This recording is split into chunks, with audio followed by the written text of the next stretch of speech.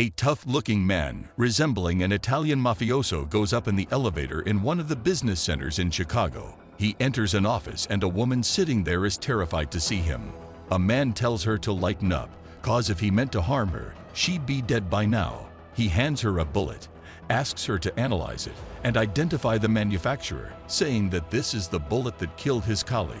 The woman says that she can't learn anything from this bullet. Then a dot from a laser sight appears on her forehead near the bindi. Get down! And in a second, the woman is shot in the head. From the building across the street, the man sees 4 shooters on the roof and rushes out of the office. In the corridor, he calls an elevator to make himself more room for a running start. His heart beats at an incredible rate, and it looks like his reaction is several times greater than normal. Having pushed himself off the elevator wall, the man races down the corridor at an incredible speed, Flash style. He breaks through the window with his head, crushing the glass that somehow survived the gunfire while dashing through the air towards the building. He manages to kill 3 of the shooters even more. He shot the 3rd one by firing a curved bullet around the corner. After he landed on the 2nd from the top floor of the building, it takes him 5 seconds to eliminate the last remaining shooter. Then the man answers the cell phone that rang in the shooter's pocket, saying that there's no way to leave the fraternity and there is no point to send the sheep to kill a wolf. He gets the reply, stating that they were just a bait. Looking down, the man sees the X-Men logo under his feet. After that, a fine vintage-looking bullet pierces his skull. Reverse motion shows us all the complexity of the shot. It turns out the bullet has a multi-stage design, like a rocket. The shot was fired a few miles from the building by a man named Cross. 2 weeks later, Wesley is woken up by his girlfriend, who yells at him, demanding that he finds them a new home because she can't sleep there. Near the subway, the young man works as an ordinary office clerk and suffers from panic attacks, which he suppresses with medicines. However, they have a side effect: complete apathy. He doesn't care about anything, not even the fact that his girlfriend is regularly cheating on him with his friend Barry. Wesley still can't gather himself up to outspeak this to them. His boss always hammers him for being too slow at work. Wesley suffers from an existential crisis, permanently thinking about why his father abandoned their family, which happened shortly after his birth. When the boss starts yelling at him because of the report, Wesley feels a panic attack so severe that his heart is beating at a frantic pace and his whole environment seems to be slowing down. After the boss leaves, Wesley immediately devours a handful of sedative drugs. In the evening, when he attempts to withdraw some cash, the guy finds that his account is almost empty. He walks into a store for another batch of sedatives. There he sees a strange man watching him. It is Cross who killed the man on the roof. Turning around, Wesley sees Angelina Jolie staring at him. The guy is uncomfortable with her pushy manners, but suddenly the girl says she knew his father. At first, Wesley takes it skeptically, but the girl continues, claiming that he was killed a few days ago and his killer is right behind him. Then the girl takes out the Colt and begins to equalize Americans, opening fire on Cross. The gunfight bursts out. In the store, Wesley is overwhelmed by a panic attack. He tries to escape, but the strange girl holds him back. Then she takes out the corner shot device and starts shooting off the mirrors to limit the Cross's field of search. At this moment, Wesley takes the opportunity and runs outside. Cross tries to catch him in the van, but the girl carefully gets Wesley into her red Ferrari. The chase continues. The girl hangs through the windshield and fires at the van. Wesley and Julie, with her right foot in, drive the car and turns. The guy, meanwhile, admires the view. The police squad blocks the street before our heroes. Having assessed the situation quickly, the girl jumps behind the wheel and makes the Ferrari skid. The wheels hit the drain and the car flips, landing on the bus. After that, the couple resumes their tour of the night city. But that was too much for Wesley, and he goes faint. Wesley wakes up in what looks like a textile factory. He tries to leave, but all exits are blocked by some unfriendly men. Then the girl from the store shows up, and Wesley desperately tries to convince everyone that he's just an office slave, being nothing of interest to anyone in the entire world. I don't have any money. A man appears with a gun in his hand. He gives Wesley the gun and tells him to shoot and hit a fly circling over a trash can. Wesley looks shocked by such a request. Then the man makes the task harder and tells him to hit the wing of the fly instead. Wesley feels a gun pointed at the back of his head. The big guy behind says that if Wesley didn't shoot, he'd get shot instead. A panic attack makes Wesley's reaction so quick that he can track the movement of the fly's wings. After firing 6 bullets, Wesley rushes to take his medicine, but the leader stops him and shows him the flies with their wings shot off. He throws away his meds and says his heart was beating at 400 beats per minute. His pituitary gland spilled a huge amount of hormones into his bloodstream, which made the reaction several times quicker. This is not a panic attack, but the power he inherited from his father. Wesley thinks he's crazy and threatens him with a gun, asking to stay away. The man introduces himself by the name of Sloan, and Angelina is Fox. Sloan says Wesley himself is crazy, slaving away at the office with such potential. Instead of freeing his power and using it, he gives him an opportunity to avenge his father and kill Cross. This gun you're holding belonged to your father. He could conduct a symphony orchestra with it. Also, they transferred all his father's money to Wesley's account. After all that, they let the poor guy go. The next morning, Wesley wakes up thinking that what has happened was just a dream, but in the bathroom, he's forced to come to senses by a gun that fell out of his pocket. He hides the gun in the toilet tank.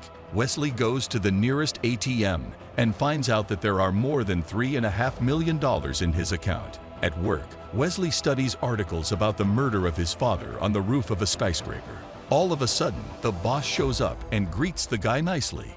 Popsicle, I still don't have my billing reports. She yells at him again that the report is still not ready, and he wastes his time surfing the internet. The boss threatens him that she will destroy his career, and Wesley replies politely. Shut the He tells all the truth about her and how the whole department laughs behind her back. He does real emotional damage. Then he grabs his keyboard and goes away. Barry calls him a man with balls and wants to give him a high five, but Wesley smashes his face with a keyboard for screwing his girlfriend. Exhilarated, he leaves the building and sees newspapers with the articles about his yesterday's adventure in the store. Fox picks him up, and he happily jumps into her car. The girl brings him to the weaving factory. At first, Wesley thinks that this mill serves only as a cover, but as it turns out, they are indeed master weavers and run this business expertly. They call themselves the Fraternity of Weavers. When Wesley walks up to the factory canteen, he realizes that they're the real weavers. He says he doesn't want to go back to his old life, and Sloan puts Fox in charge of training him. Then his training begins. They tie him to a chair and start to beat him, asking why he came here. He doesn't understand what they want from him, and just says that it's certainly not to be beaten in the face. Then the battered guy is brought before a butcher who tries to train him in knife fighting. They don't spare Wesley at all, and he gets seriously injured. He wakes up in a bath full of paraffin.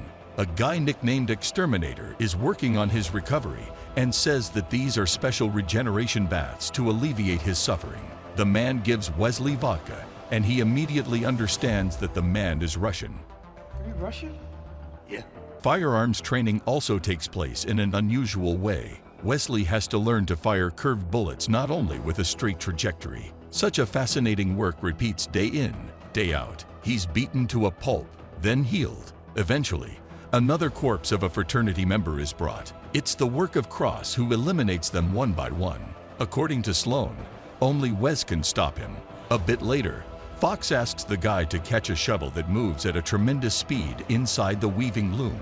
He tells her to put a gun to his head to stimulate his reaction, but Fox replies that he has to learn to control himself. Wesley fails and just hurts his hand. During the recovery procedure, the Russian shows him a trick with a rat. He mounts a miniature explosive device on a rodent and lures it to a safe place with peanut butter. The rat explodes. The man says, Wesley's father loved that trick.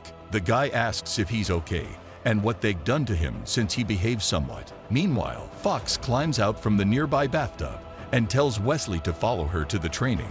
This time she starts to beat him to a pulp herself and asks the same question why he's here and why he's wasting her time.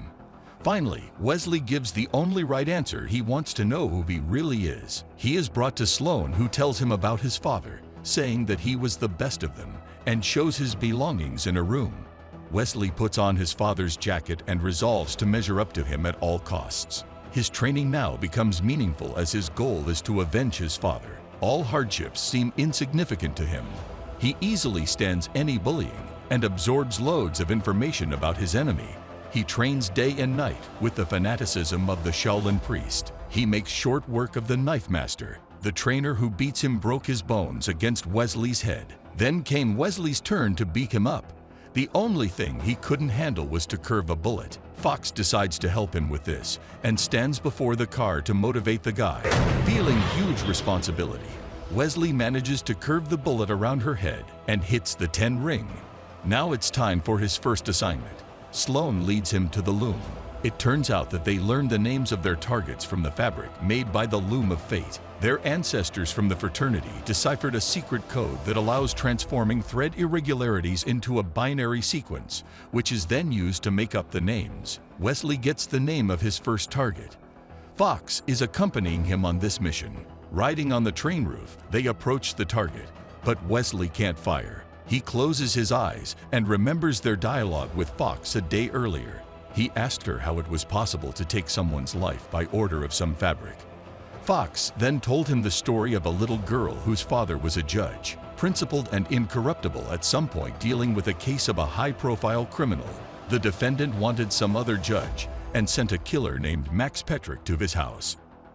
This killer burned his victims alive and forced their relatives to watch it, after which he carved his initials on their bodies so that they would never forget this nightmare. When Fox joined the fraternity, she found out that the loom revealed Max Petrich's name a few days before the murder of the judge, and one of the members had failed to pull the trigger. That is why the fraternity's motto is kill one and save 1,000. After telling this story, Fox left, and Wesley saw Max Petrich's initials on her neck. Wesley opens his eyes and decides to kill the businessman by firing a curved bullet. He gets one mission after another, and each time, he hopes that Cross's name will come up on a new mission. He can't kill a businessman on his own while the target is moving in an armored limousine. Then Fox helps him by setting up her sports car as a springboard. By making a somersault above the limousine, the young Padawan manages to shoot the target through the sunroof. After the mission, they go to Wesley's house to grab the gun hidden in the toilet. Seems like his friend Barry now lives in his apartment with Wesley's girlfriend. Wesley knocks out Barry by performing a May Gary on the door and heads straight to the toilet while his girlfriend slings muck at him.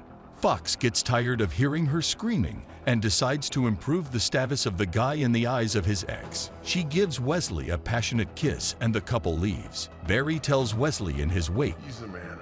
Wesley? On the street, when Fox went to steal a car, Wesley sees Cross. He opens fire, but Cross manages to repel Wesley's shot with his bullet. The chase after Cross begins with other members of the fraternity joining at an abandoned building site. Wesley accidentally shoots Exterminator while he stands shocked by his mistake.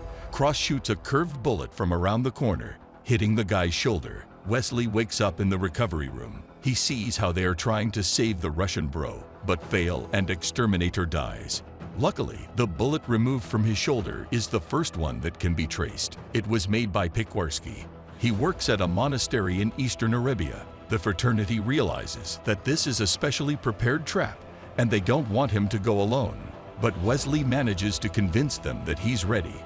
Finally, Sloan gives him the canvas with Cross's name on it. When Wesley leaves, Sloan gives Fox the canvas with Wesley's name and orders her to kill him. When he's done with Cross, the guy arrives at the monastery and found Pequarski. The man pretends to be running, but then he manages to lure Wesley into a trap. Fortunately, Fox, who was watching Wesley, arrives to his aid. Wesley shows the bullet and asks where they can find the owner. Pequarski promises to arrange a meeting with him.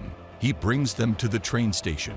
Pequarski is waiting for Cross while Fox and Wesley sit in ambush. Suddenly, the old man starts to run away.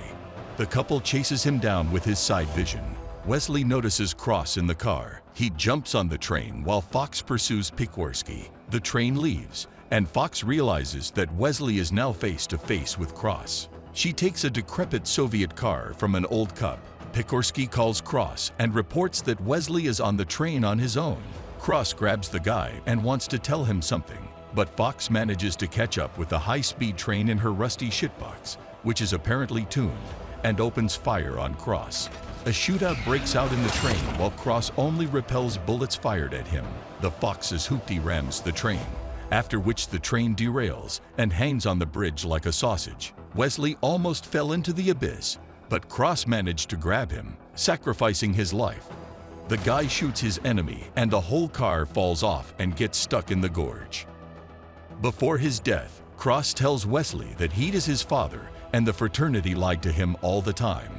Wesley asks Fox if it's true, and she confirms Cross's words. Wesley is the only one Cross would not kill. The other members just couldn't get to him.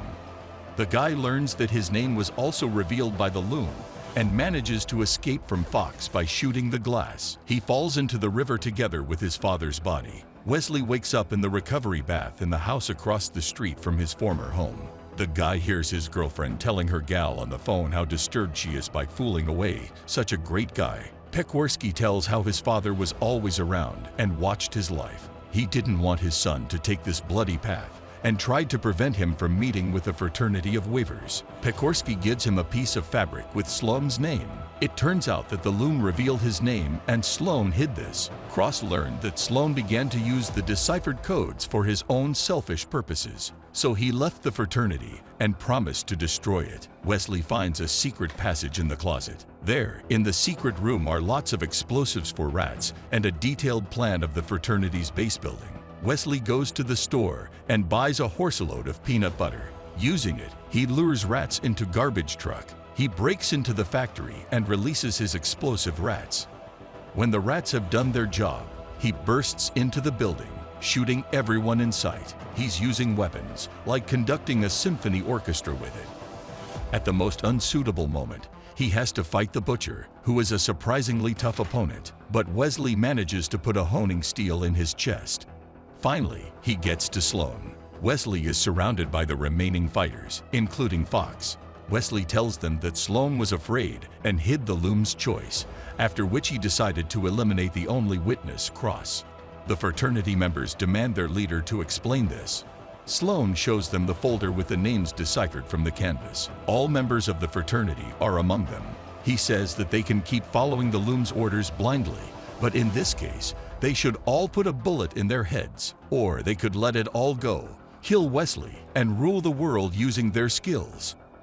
After that, he leaves, letting the members reflect. All fighters decide to follow Sloan and kill Wesley, except true believing Fox, who fires a bullet in a circle, killing all of them, including herself. Wesley tries to pursue Sloan, but he vanished into thin air. Lost and exhausted, he walks to the ATM and discovers that his account is empty. A few days later, in Wesley's office, everything goes as if nothing ever happened. Sloan sneaks up on Wesley with the Glitcher M712. The guy turns around, and we see that it's not Wesley, but just a bait. He looks down and sees the Professor X logo under his feet. The nice vintage-looking bullet pierces Sloan's head. Reverse motion shows us the entire path of the bullet, which flew through the boss's donut and penetrated Barry's energy drink. The bullet was fired from the house of Wesley's father. And now let's count how many people in the comments were triggered by me calling the red Dodge Viper a Ferrari. So, my friends, that was me recapping the movie Wanted. If you enjoyed the video, be sure to give it a like and subscribe. It's damn important to me.